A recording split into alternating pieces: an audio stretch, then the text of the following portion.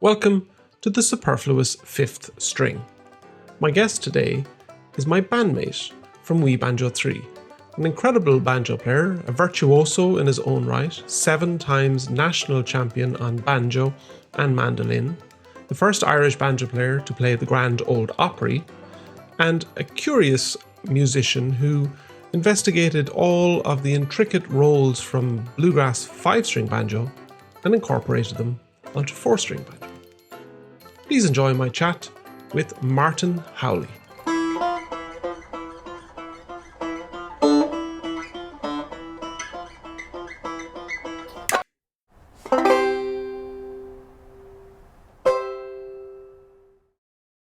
Martin Howley, you're very welcome to the Superfluous 5th String video series for the American Banjo Museum. How are you? I'm fantastic. I've been trying to find that 5th string all my life and come up short. I'm halfway there. So this is a kind of a funny interview for me because obviously we are bandmates and friends for many, many years. And so you're a renowned banjo player. And I think if somebody that maybe didn't know you the way that I know you was conducting this interview, they might say, Martin Howley, multiple All-Ireland champion winning banjo player, best known as the mandolinist in Wee Banjo 3. That is true, yeah. Or maybe I'm known as the guy who tried to hand a banjo to Barack Obama. I'm not sure which is my more illustrious moment in time. He wouldn't take it though. He wouldn't. Do you identify mostly as a banjo player or a mandolin player or some form of non-binary 4-string folk instrumentalist? That's a great question. What do I identify as? I identify as a person who struggles with the mechanics of stringed instruments and the inefficiencies therein. And I enjoy the frustration of all the different stringed instruments equally, from mandolin through to the banjo and onwards. So is Irish banjo your first love? Oh yeah, most certainly. That was the instrument that ignited the passion. I started on tin whistle like many kids in Ireland growing up, and more or less by accident and serendipitously, because like our dad, Dave and I, our dad is a great musician, a great guitarist. There was lots of music in the house, but we never had a drive when we were young to go out playing music. And it was just by happenstance that one of our friends was going to lessons that we picked it up. And then later in the national school, there was tin whistle and we enjoyed that as well. And originally I started playing flute and I really enjoyed the concert flute. I've been back playing it this year with lockdown. It's a really interesting instrument because it teaches you so much about breath. And that's sort of analogous to life, and certainly in other instruments like the banjo and the mandolin, we've talked extensively about breath within the stringed instruments. But it was just by chance that Dave was going to get a banjo from Tom Cusson, our dear friend Tom, and Dave was more interested in the little dogs that Tom had at the time. So I played the banjo to try it out, and I loved it. I just loved the raw, happy sound that emerged from the instrument, and I got stuck into it. And at the time, banjo was going through this transformative process with players like yourself and Jerry O'Connor and Kieran Hanrahan. You know, it was been brought to new frontiers and pushed on a much different exponential timescale than some of the other instruments in Irish traditional music, because they had undergone, like, you know, you look at the likes of Michael Coleman on the fiddle. He had done so much to create technical prowess in the fiddle nearly 100 years before my time. Whereas the banjo was still relatively new and nascent, and it was on its own trajectory. And so that was very exciting. I think when I got into it and realized all the changes that were happening and the new frontiers been broken, I loved that. So it definitely was my first love. And then it translates well to other instruments like the mandolin, obviously, and the guitar. But I think banjo would have been the central part of my musical existence for many years, and still is to this day. You know, I don't go much time without picking up a banjo here or there. So you mentioned Tom Cusson of Clarine Banjos. You know, Tom specializes in Irish tenor banjo. And do you have a preference for a vintage make versus a new banjo? And I guess if you had an unlimited amount of money, what would you buy?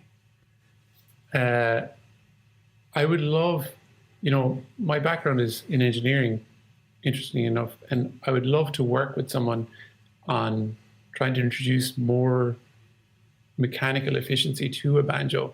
I feel like as I've gone on playing, I've realized that especially when I move over to the mandolin, which is a higher string tension, and you're playing with a heavier pick, there's less latency in the instrument, less like the string flexing and moving away from you, which at speed tends to create all sorts of problems. So I'd love to explore, if I had an unlimited pool of money, I'd love to explore a new, a physical banjo that does more in the vein of what I want. I love Tom's banjos. The clarines are great, and I've really enjoyed playing them. That's what I play all the time. And in terms of vintage banjos, I grew up with the Wayman banjo, and I've always loved Wayman have those narrow pots. And I really like Wayman banjos and their sound. But I'm not probably the best or most versed in what vintage banjo or what new banjo people should play, because I just pick up banjos and some of them speak to me and some of them don't. And I don't have the technical knowledge of how they should be. I'm not talking about pots and rims and things that other people might flanges. Is that an inherent issue with tenor banjo? In my imaginary world, I think, right, if I wanted a mandolin, I want a lower mandolin, or I want a Gibson mandolin, or I want a Collings mandolin. And I know if I spend 15,000 on a Duden Bostel or whatever, that I'm going to get an awesome instrument. I don't have the same feeling with banjo, that it tends to be a bit of a lottery. If I go and spend 5,000 or 6,000, I'm not 100% sure that it's going to be amazing. Yeah, and I wonder, I don't know, I've had some of these conversations with some great 5-string players too. I think you hit the nail on the head that spending the money doesn't necessarily mean you get a good banjo. I think partly because, you go to the American Banjo Museum and you see the banjos, and after a certain point, it's not about progression of tone, it's about progression of the ornate physicality of the banjo, the aesthetic. You have these bejeweled, bediamond, huge, beautiful wood finishes, and gorgeous banjos, like all the Singerland banjos of decades past, and old Gibson master tones, a lot of the more ornate paragons and paramounts. You see them in real life, in the Bacon a Day and the Silver Bell banjos. They're all unbelievably ornate, but I don't know that ornateness has any real positive effect on tone. And I think after a certain point, the banjo, especially in the 4-strings, it's such a niche thing. I think that the pursuit of tone and the pursuit of playability fell secondary to the aesthetic of the banjo. And I think that's where we're at. We're kind of trapped in a loop of tradition, wanting not to break the mold too much to appreciate what we've had, but also not having the critical mass to drive on a pursuit for a next generation banjo. I feel like maybe that will come in time, because you look at all the players now that are coming up that are really technically brilliant and are looking for more from the banjo, and they'll push that. And so that's my hope, is that we see more progression in the actual mechanical impetus of the instrument. But that's going to take a maker to really concentrate on making a much, much better technical tenor banjo. And I would feel a lot, outside of the Irish circuit, where Tom Cusson specializes in Irish tenor banjo, but is largely, took an Epiphone from the 1920s and went, this is a very good banjo, and I'm going to make it with modern parts. Right. I do feel a lot of the other makers, like Prussia, I've seen the 5-string Prussia banjos that I think they're made in the Czech Republic. Alison Brown has one. They're an awesome banjo, but you go online and listen to their tenors, and they don't match up with what the 5-string equivalent is. And it seems like the tenor is, we'll just knock off a 5th string, make it a bit shorter, put on heavier strings and hope for the best. It's going to take that special maker that's going to go, right, I'm going to dedicate myself to Elon Musk of the banjo, essentially. Yeah, I like that a lot. Yeah, we should get Elon involved in making the banjo great again. I feel like part of the problem is that the 5-string banjo and the tenor banjo have been on paths divergent. they're seeking very different things from their tone than we are. And especially because if you think about the Irish banjo as primarily a melody-driven instrument, and a lot of it is very rhythmical, it's pursuing a very different avenue. So the path of progression is different to the five-string, and it doesn't work to just apply a blanket of five-string techniques and progressions to a four-string banjo. Although, that being said, there are people like Tom Neckville who are making very interesting, almost taking from other avenues of innovation, like he's cyclotronic, is that what they call that? Mm-hmm. The head that moves, like on ball bearings, like that's a really interesting idea. Or, using different carbon fiber parts or Teflon or these space age materials that may give us new qualities in terms of tonal experience and the weight issue, because banjos traditionally have been so heavy. And I'm not able for the heaviness of a banjo. I'm going to say that right now. Nor am I. And I've no idea how Alison Brown must have a core like an Olympic weightlifter, because the weight of her Prussian banjo probably equivalent to her own weight. It sounds amazing, but the weight is unbelievable. Yeah, I think she like exists in her own space of gravity where the banjo operates in a different weight class. Very good. Yeah, that's very true. Yeah, I do really admire Tom Neckville because he's really trying to push the envelope in terms of the make of the banjo and trying to find something different from it. Because I did think for a while that maybe an electric banjo, that would be the way to go to get the playability that I envy so much on guitar, for instance, because guitar is the same scale length and maybe even a little bit longer than banjo.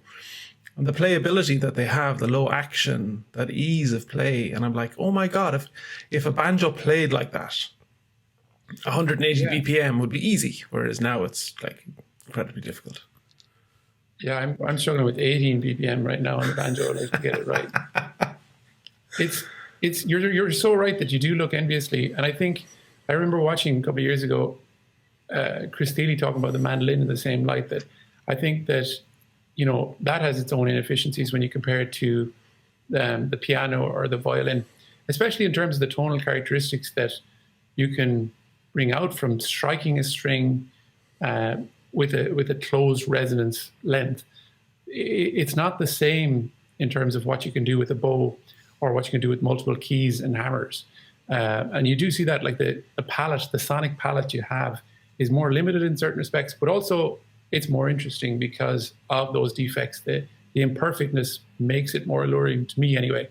But that being said, if I could go back, I would spend more time with other instruments, because I think the transference quality, like the flute has been really informative this year for me.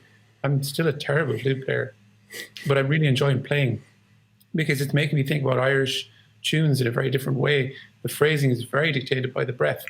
And then when I go and pick up a banjo, I'm thinking about that phrasing much more intuitively on the breath side of things. And so that's been really good for me, is to like push out the boundaries a little bit by thinking about other ways to think about phrasing. Yeah.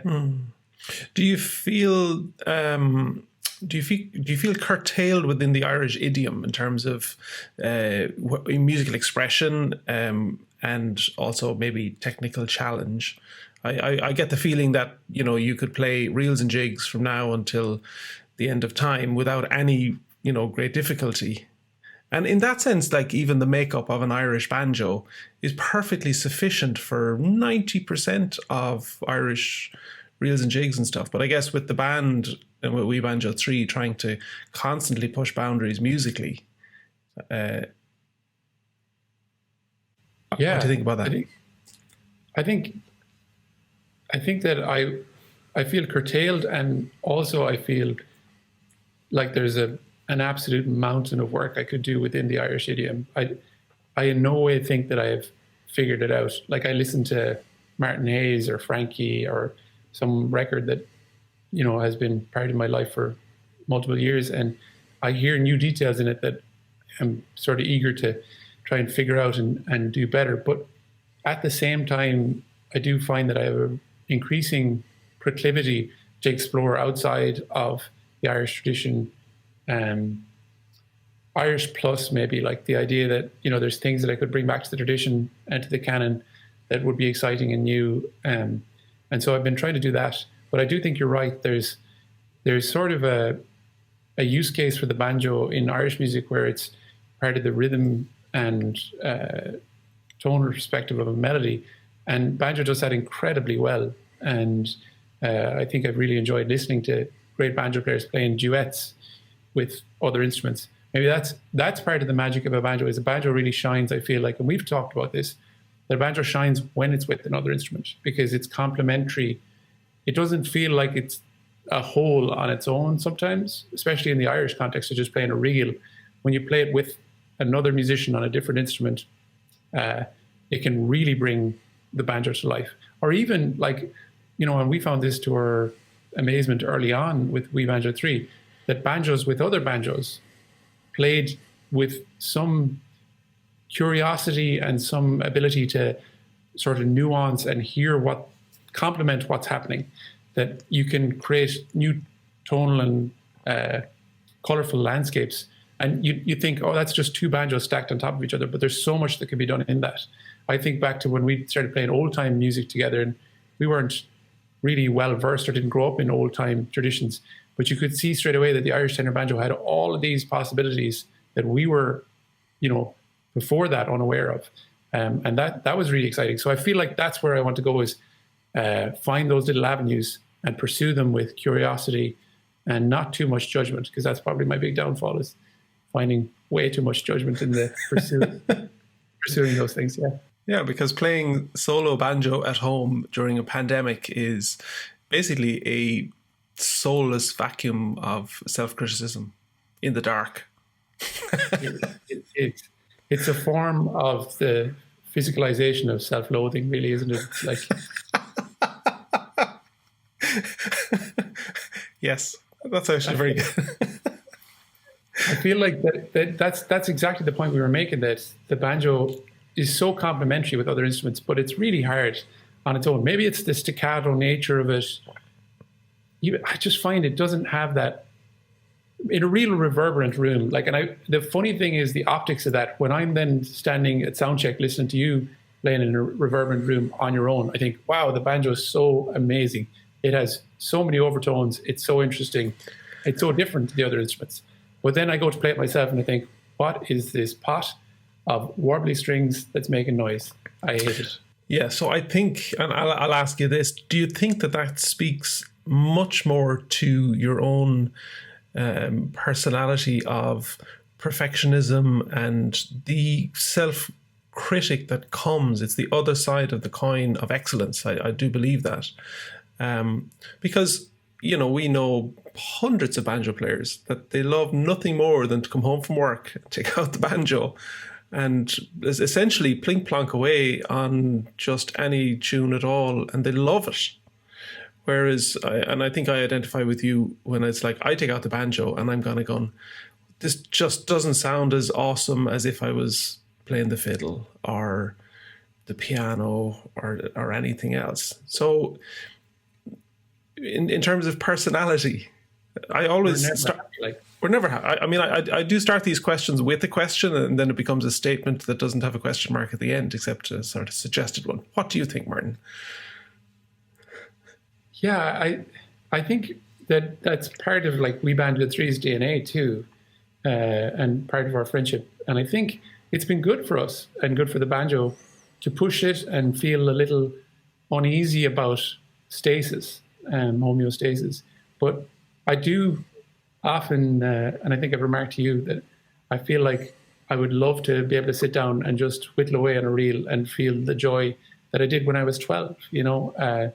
There's a tinge of nostalgia that, when I was 12, I'd sit down and play the banjo and be absolutely delighted playing the Mullingar races or, I don't know, the Doon reel or something, and just really get into it. And nowadays, before I'm even in the music, I'm thinking about pick efficiency and types of pick and pick angle and strings and tension. And so sometimes I think that can obfuscate and obscure the true artistry of just playing the tune. So I'm trying to find the happy medium. I haven't found it yet, But if anyone knows the address, I'm very interested in getting there. So that sounds like a metaphor for life. When I was a kid, I did things and I didn't think too much about them. And now I'm an adult and I overthink everything and complicate the living day and I complicate the joy out of life. Yeah, overthinking. Go back to childhood. I mean, go back to what it was like to be 11 and 12 and playing the banjo. What did that look like for you at that age? Yeah, there were never any grand designs music wasn't seen as a professional career within my sphere of living. So I don't think I ever thought about it that way. I just really loved playing, and I loved the community that was around Irish music for me, which was all happenstance and luck, really.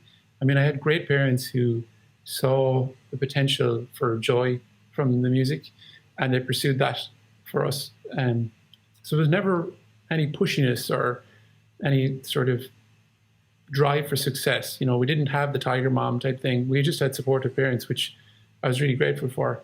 But the banjo was sort of an avenue and an outlet, even before I knew that I could kind of put my emotional state in some cosmic order using an instrument. I was doing that through the banjo. And I think it helped through difficult teenage years to kind of be able to sit down and play a banjo. And I definitely played other instruments and enjoyed them too, but I keep coming back to the banjo and sort of playing mad tunes and, you know, looking up to figures in the Irish music, seeing that we're doing different things and trying to play like them. And it was great. I don't think I could look back with any regrets, other than sometimes I think, you know, I would have loved to play even more and believe that it was possible to do so. You know, that a career in music was possible, because I would have probably loved to go and do music in school. I didn't think it was possible, so I didn't do so. But looking back now, sometimes I would love to have, you know, more of the theory and more of that core understanding of where things are coming from, so that I could science it out sometimes, you know? Yeah. I mean, I did classical music for years and I still didn't pick up any of that stuff, despite, you know, having distinctions for 9 years of piano. And at the end of it, I think Mick Flannery, who I chatted to during the summer, said that. He said, I never knew that there was a toolbox for music. And he said, it's a very simple toolbox. Had I known 20 years ago that there was a toolbox, it would have made life a lot easier. And you didn't really need a toolbox for playing Irish music. You just learned the melody. But I think it would have been wonderful had I known that there was a toolbox of chords and progressions. And I do feel within the bluegrass world that bluegrass musicians learn that entire sphere of music all together, and they have an advantage from that.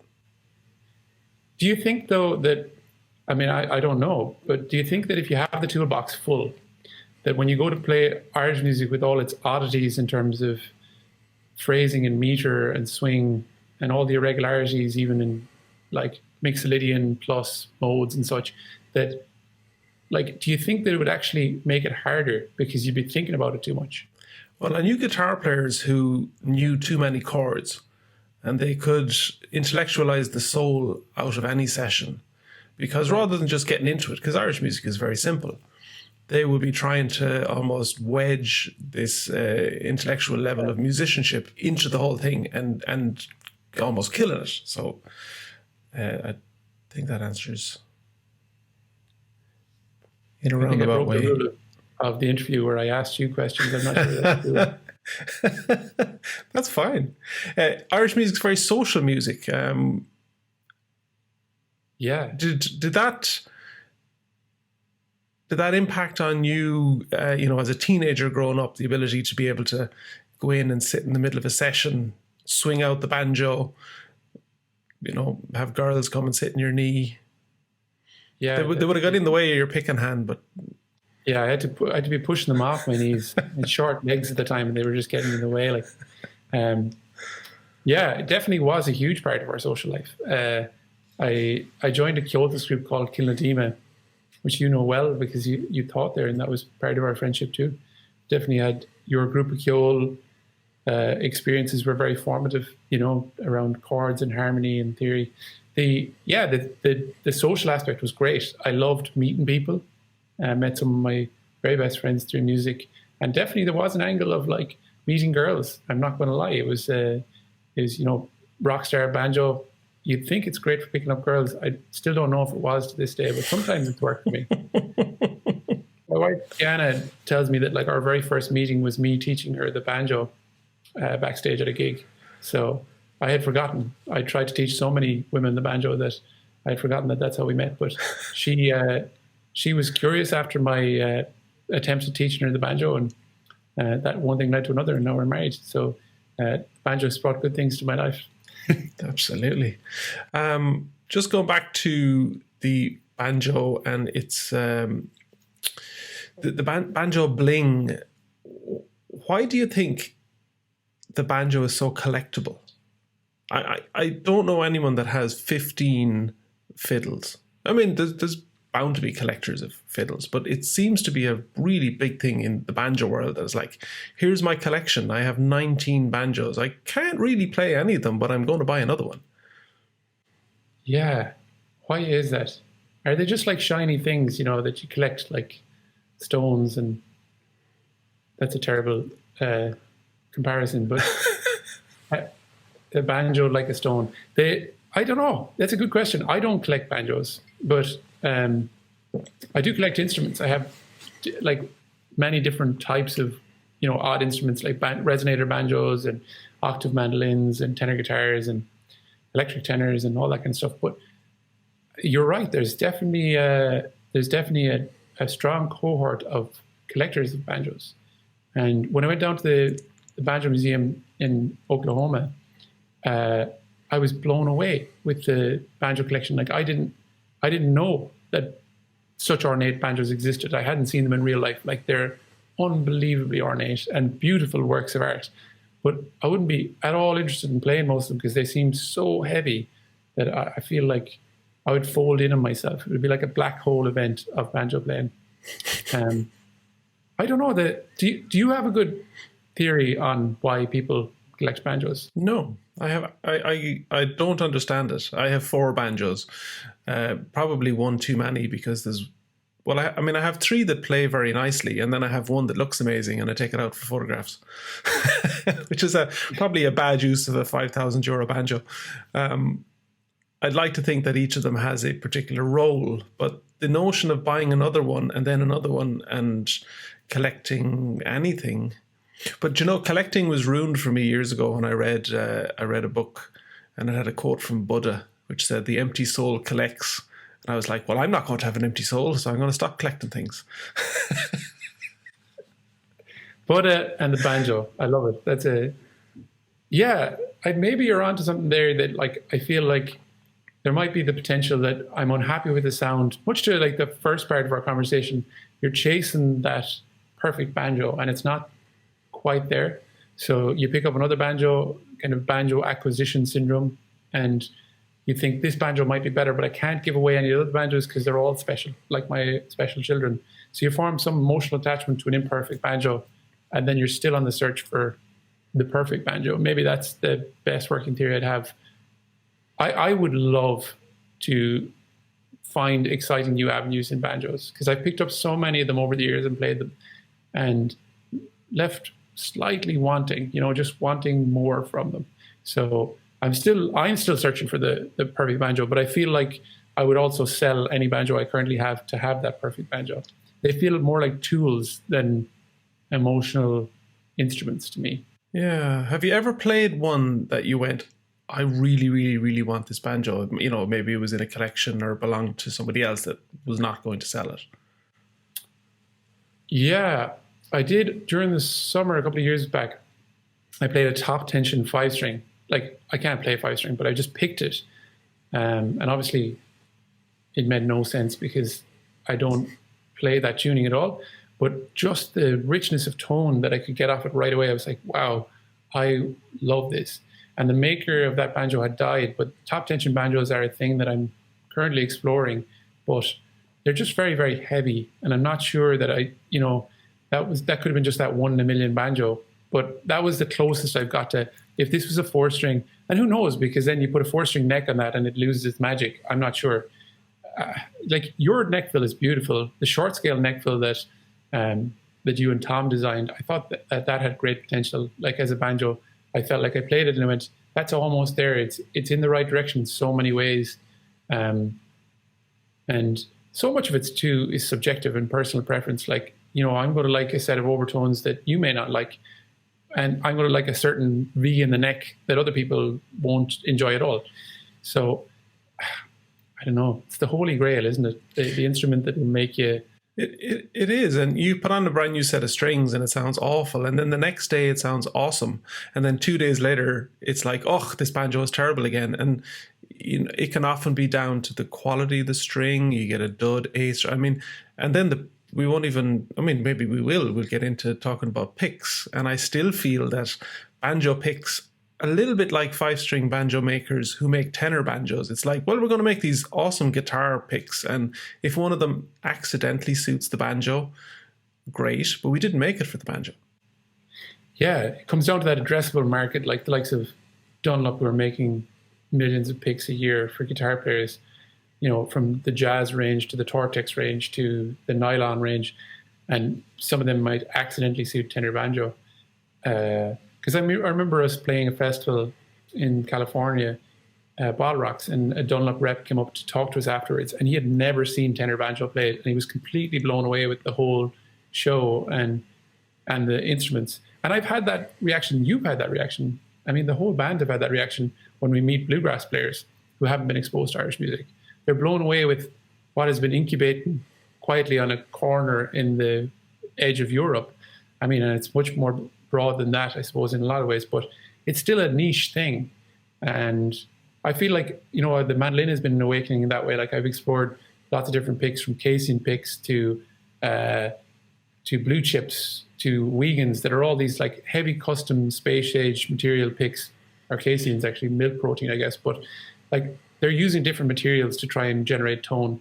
And then they're looking at the bevels and the edges on those picks, and the opportunities that are in that are massive. They change the mandolin fundamentally. You could pick up the same mandolin and pick it on 3 different picks, and it's going to sound totally different. And I wish that we'd have that selection in the Irish banjo.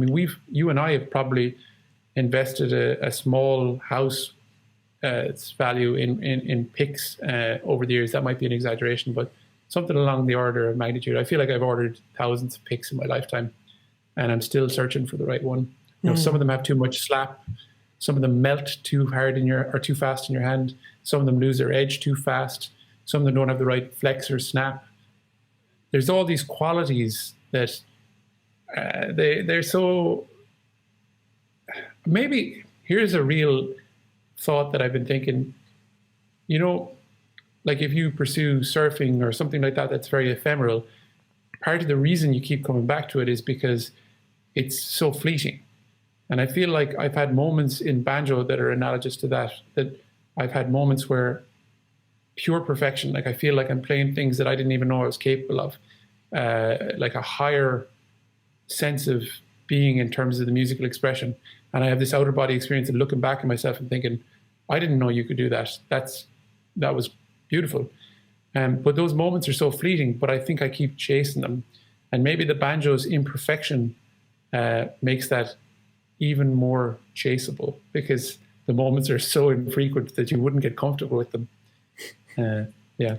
That was very esoteric. Surfing. You managed to wedge surfing in there. I'm impressed. Yeah, I got to get coffee in there next and see how I go. What excites you most as a musician?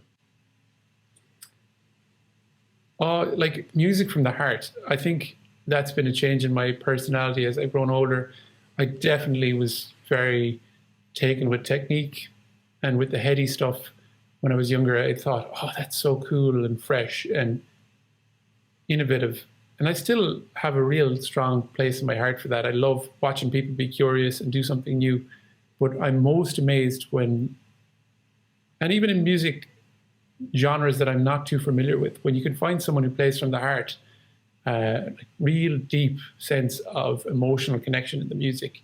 That's where the magic is for me. And that's what I'm trying to figure out for myself, is that I'd love to be 70 years of age and sitting down playing a banjo and to be emotionally connected with another person. It doesn't really matter how many people are involved, but that transcendence, that emotional connection, that's the thing that excites me most. And it's the thing I'm working on, trying to get it away from all the technical in the head stuff and get to what is the emotional connection for me in this.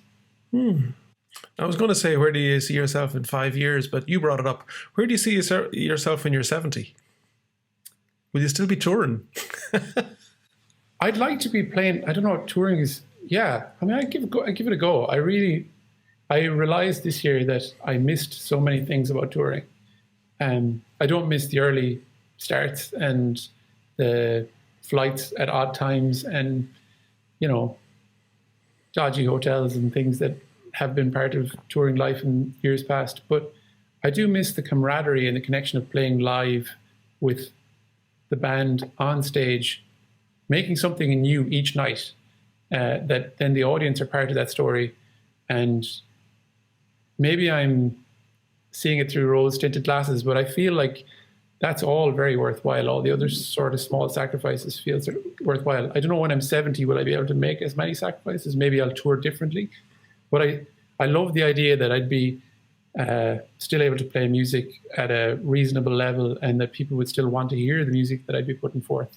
That seems like the dream, What about you? Where do you see yourself at 70? Well, I try not to think about it too much. Because part of me thinks it should be in a camper van in the south of Spain. I could see you like a hippie around the campfire with your banjo, like singing Kumbaya. What's your man? Yeah, what was your man that had "This Machine Kills Fascists" on his banjo? Oh yeah, Pete Seeger. Pete Seeger. Yeah, you could have a Pete Seeger vibe. Pete Seeger of the Algarve or something. Yeah. That would be quite a goal, because right now the notion of playing solo banjo around a campfire or even my own home fills me with dread. So the thought that I have to wait another 30 years. Well more than 30 years. And you're 25 or 26 at this stage. The banjo keeps you young. I'm convinced that watching you through I was thinking recently that I know you for many years now, but I feel like you're the Benjamin Button of the banjo, and inspiring to be around too, because, you say all that about your self-doubt, but I've watched you constantly innovate and create new things. And it's a real source of innovation for me and inspiration for me, because when I see you do something new, it propels me to go, well, I should give it a go, because like, that's very cool. And, not out of a competitive sense, but more out of a that's possible sense, for someone as established and as technically gifted as you are on the banjo, you're still pushing the boundaries and the little edges of the envelope of what is possible. And that's where it's at. Like, and maybe at the time you're 70, you'll have done enough of that and you'll be able to just sit back and relax. That's the hope. Just play polkas. I appreciate it. Welcome to the Martin Howley podcast.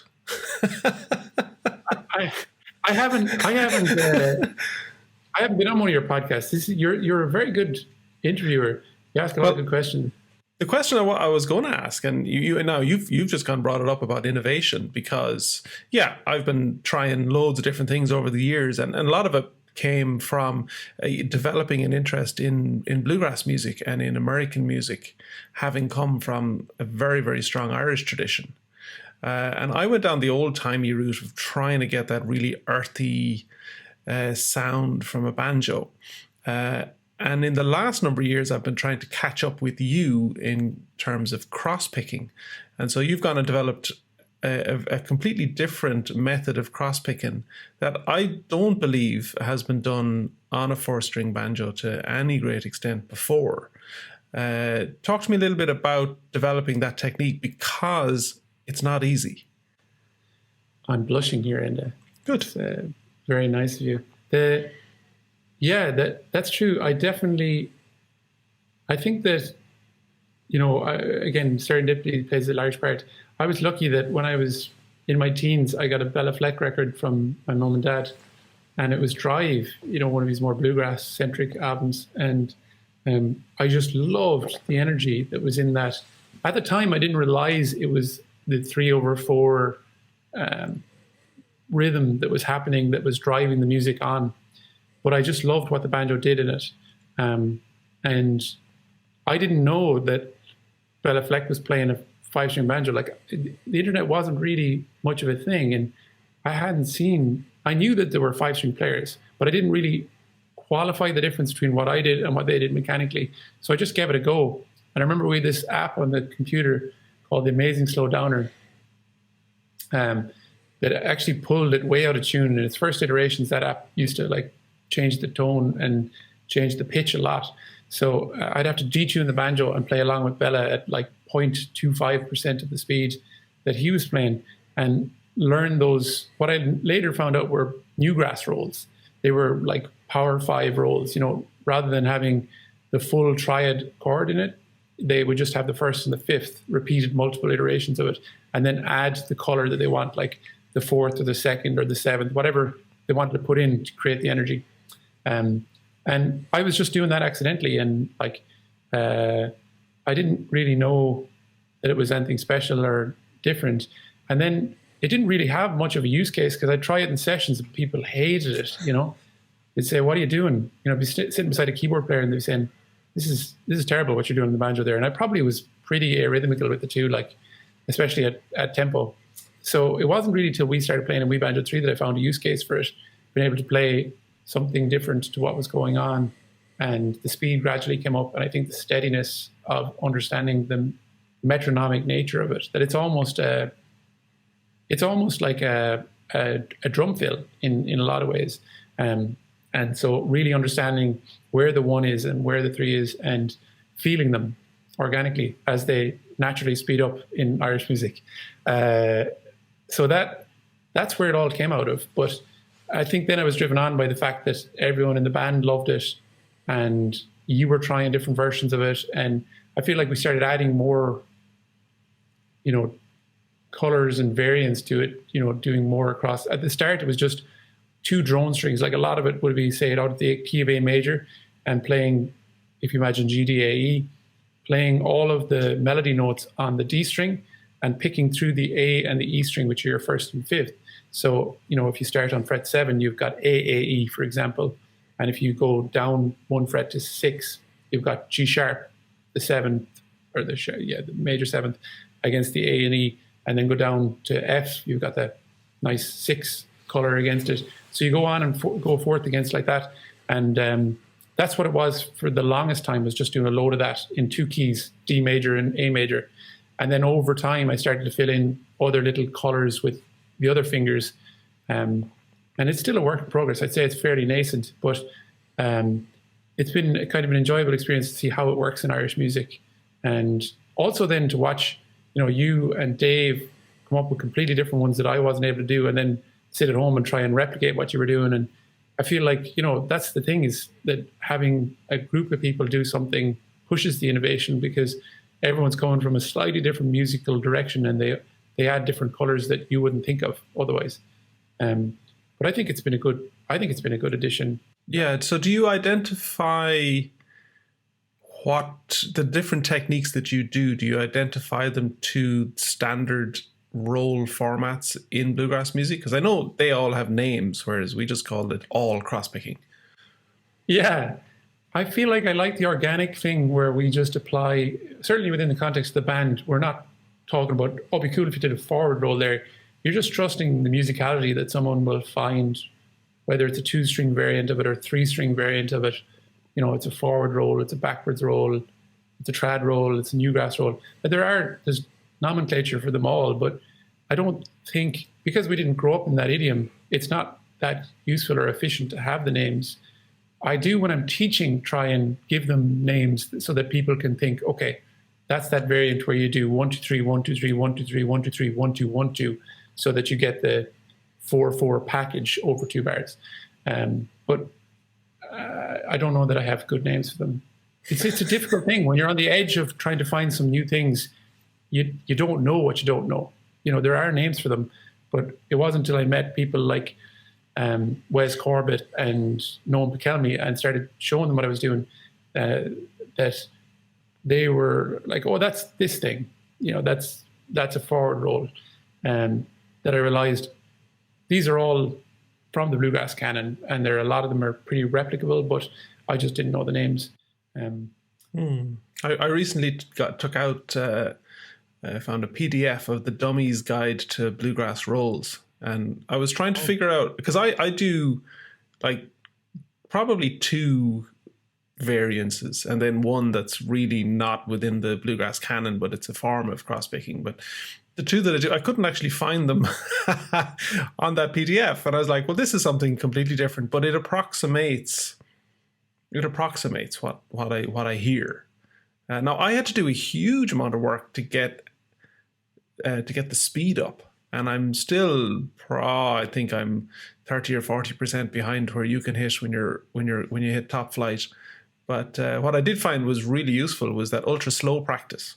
So I'd been preaching it for years and had never really done it myself, because within Irish music, you didn't really need to, because I played so much. But when it came to learning how to cross pick at speed, I did it by doing mega slow.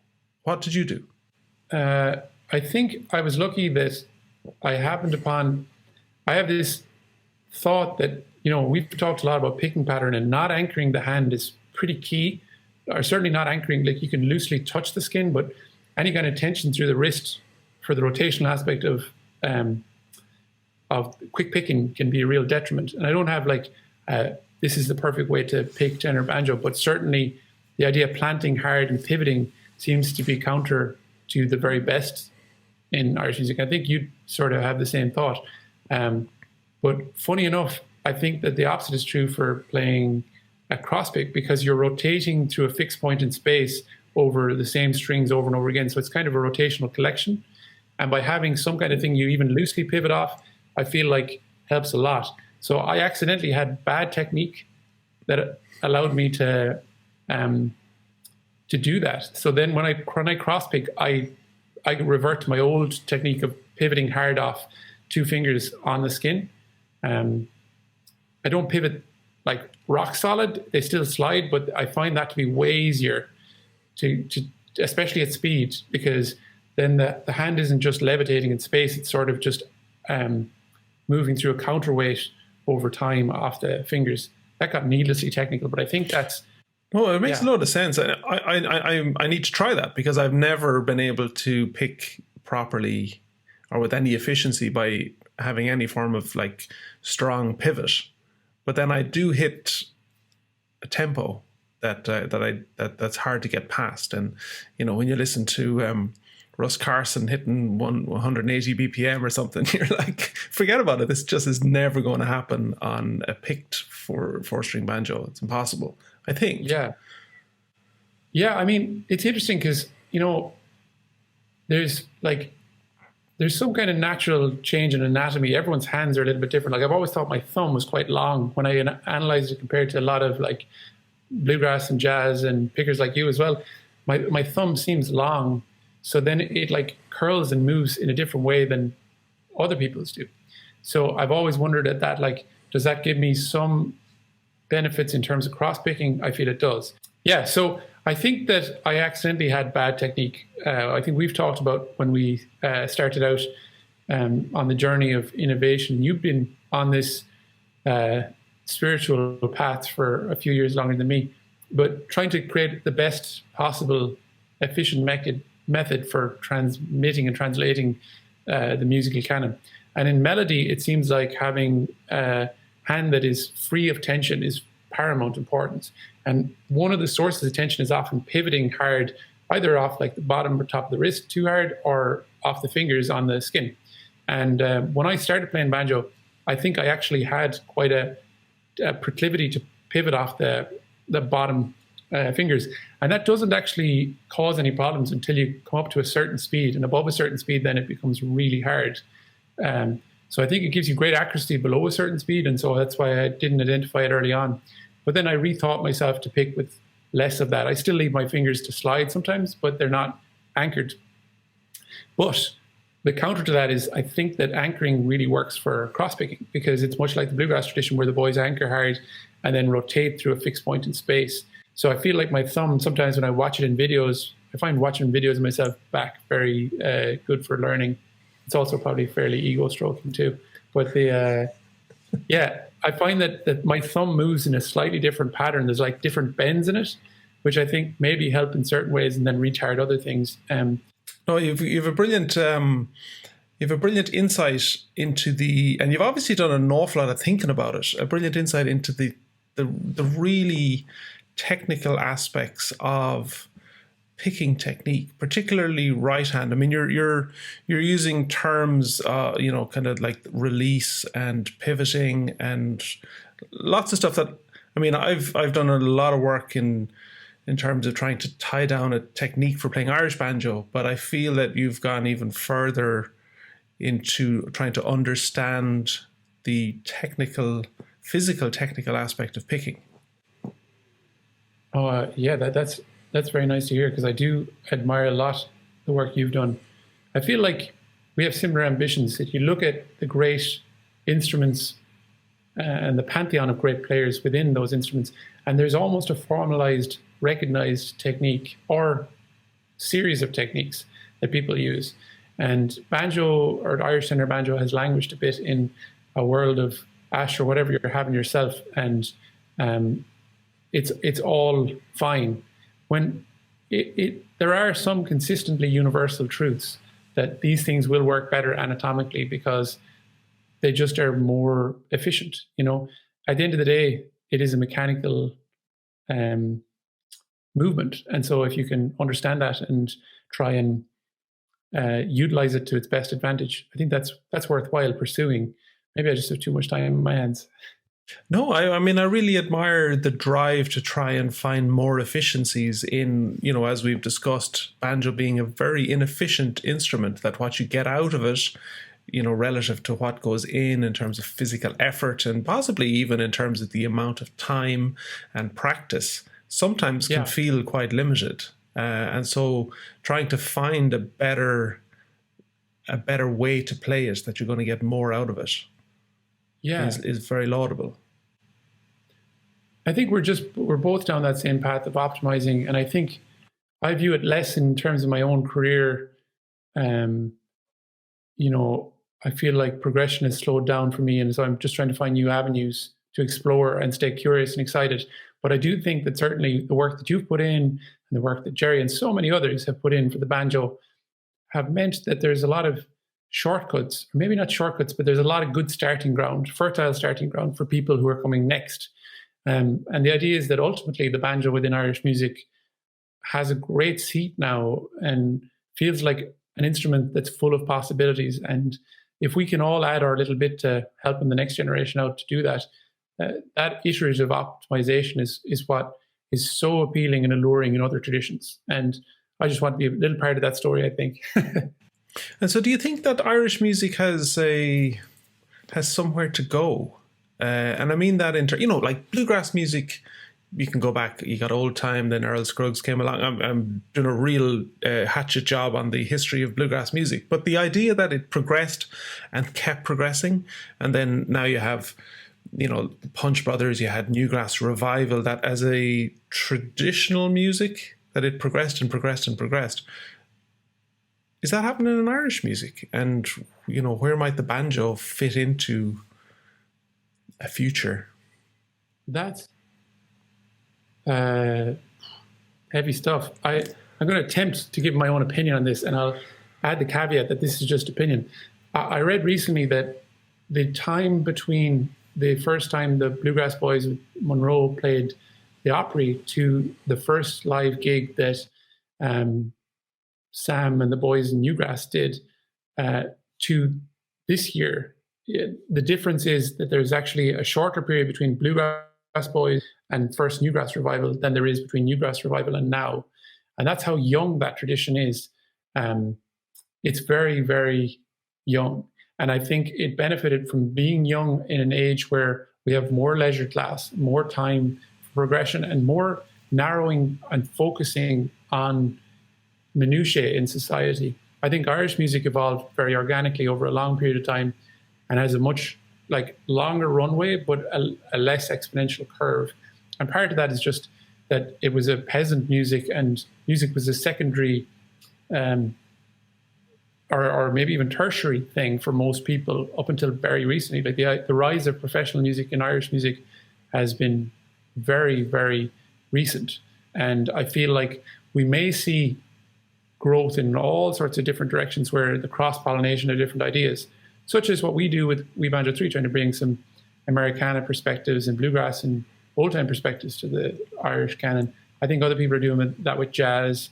They're doing that with modern classical. They're doing that even, in simple like world music terms. You see the stuff like Afro-Celt and a lot of the African cross-pollination stuff. There's some Asiatic mixes with, people playing Urhu in an Irish setting and such.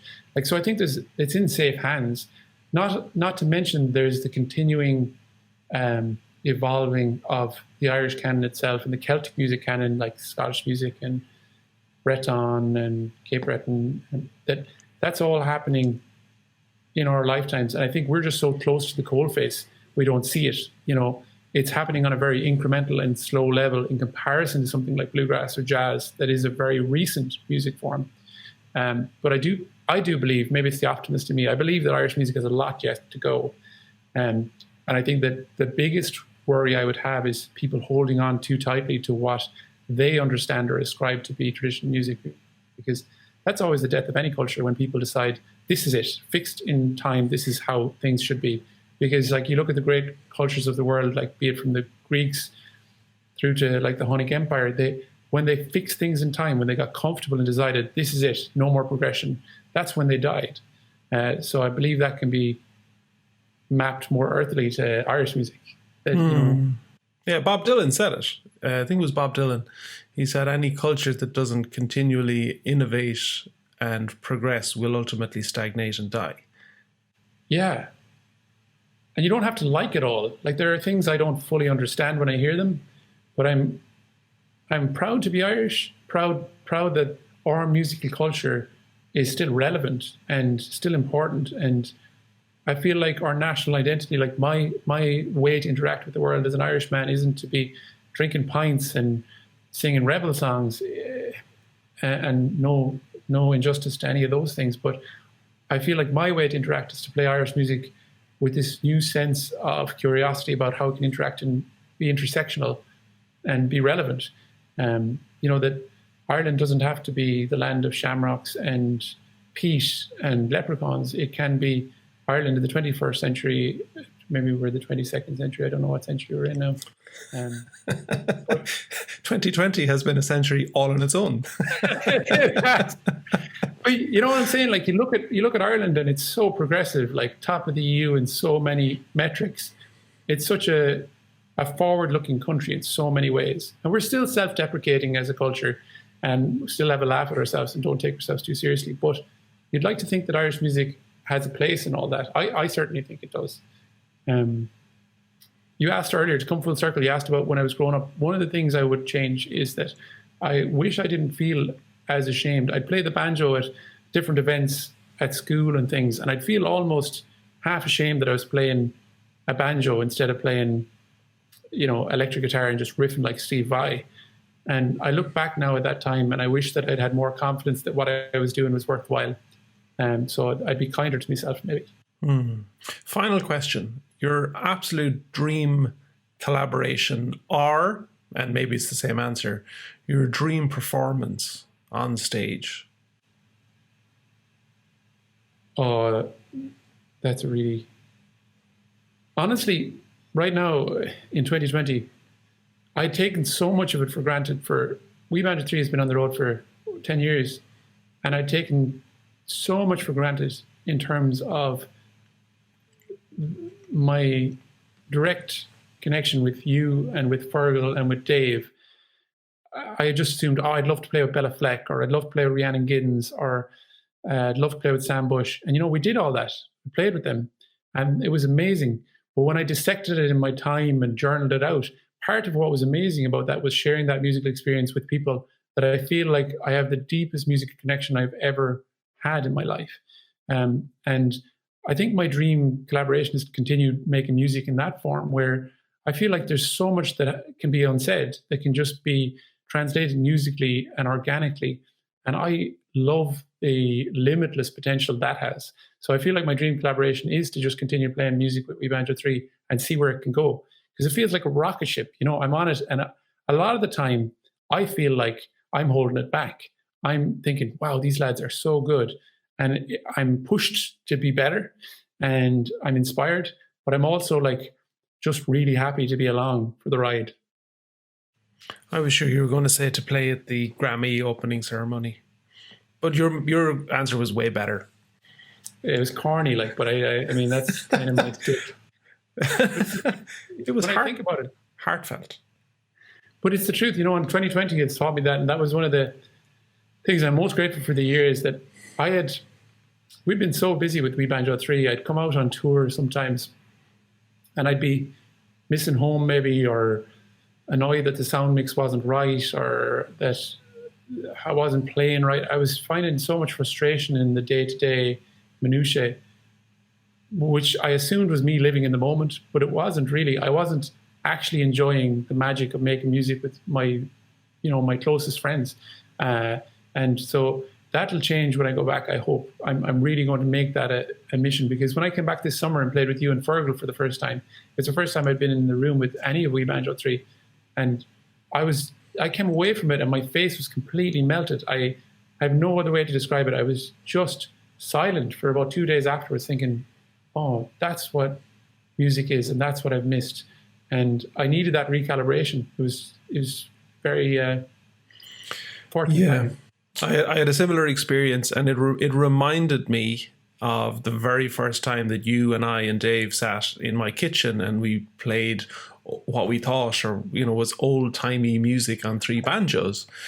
And it's so easy to forget the magic and the simplicity of that moment when you get caught up with touring schedules and t-shirt sales, and is the next gig sold out, and is the next tour booked, and have we the taxes done, and everything that goes with being in a business, that it's very easy to forget why we did it.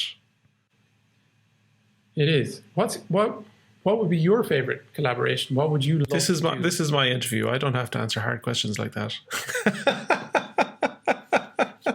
I've no idea. I love collaborating. I love when other musicians are on stage. It terrifies me. We played with Bela at Wintergrass. I was both terrified at the time and then afterwards elated that I hadn't screwed it up, and then went back and listened to it and went, that was actually really awesome. I love when there's other musicians on stage. I'd love to do something like Telluride with some big jam band like String Dusters, where it's just rocking out, awesome sound, great audience, and the excitement of that, yeah. Not Punch Brothers, I'd be too scared. I can definitely get with that. Yeah, if anything was to give me a complex, it would be watching Chris Thiele live while I'm also playing the same instrument. It seems like a very bad idea. I do have a great idea though for an art installation, which would be Chris Thiele live and the rest of us chopping up our mandolins with an axe. Burning them, yeah. I feel like that would be a good... I'd pay to see that art installation. Maybe we probably wouldn't be able to do it as an installation at the American Banjo Museum. Mightn't... We're doing with Bella Fleck though, like Bella playing something iconic, The Sinister Minister or something like that, and then us just being in the background chopping up banjos for firewood. Pagan ritual type thing. I like it. Maybe melting the gold leaf off it and running away with the gold. On that hedonistic note, Martin Howley, thank you so much for taking the time to chat with me. And as I normally say, I can't wait to see you back out on the road, but literally, can't wait to see you back out on the road. Hopefully sooner rather than later. Thanks so much for having me on, Enda.